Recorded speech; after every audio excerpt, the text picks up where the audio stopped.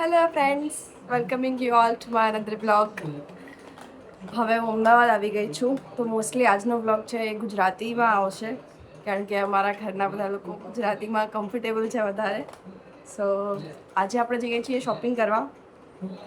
મારે ફઈની છોકરી આવી છે ઘરે, એના માટે જીન્સ ને એવું લેવાનું છે, તો we are going for the shopping with my newly wed ભાભી.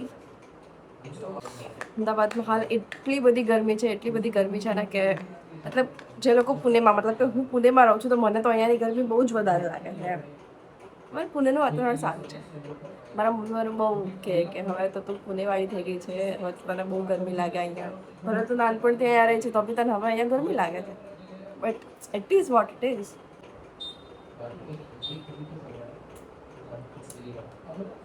bit of powder.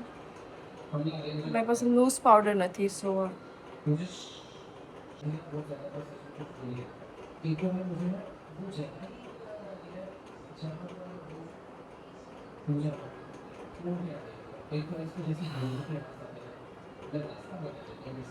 Glowy blush વધારે થઈ ગયું. Guys, naturally curls. We are ready. Yes, મેટી અને હું મને જઈએ છીએ અત્યારે. પેલા ફઈના ઘરે જવાનું છે, ત્યાં અમારું જમવાનું છે. ફઈના ઘરે જઈને પછી અમે શોપિંગ પર જઈશું. અમે ફઈના ઘરે પહોંચી ગયા છીએ અને હવે લાઈના મેરેજની કેસેટ ચાલુ છે અમારે.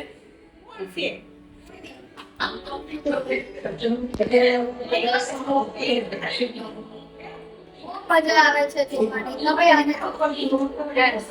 અમારા ભાભી હજી ન્યૂલી બેન છે, પહેલા જ એમના મેરેજ કર્યો છે. જમણવારની સીડી ચાલે છે અને એમાં સોંગ જોવો કેવા રાખ્યા છે.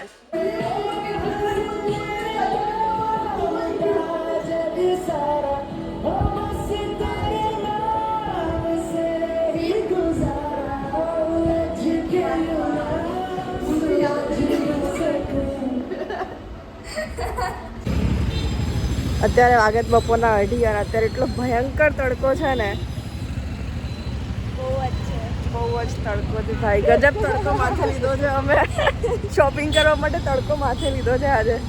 જઈએ હવે. ગરમી જેટલી વધારે છે ને કે અમારે રસની જરૂર પડી ગઈ. થોડો નહીં, માર થઈ ગયો એક રસમાં, બસ બહુ થઈ ગઈ મારે. આજના દિવસમાં શોપિંગ તો એટલી બધી થઈ નહીં, પણ અમે લોકો રાત્રે હવે અત્યારે ગાર્ડનમાં આવી ગયા છીએ છોટિયાને રમાડવા.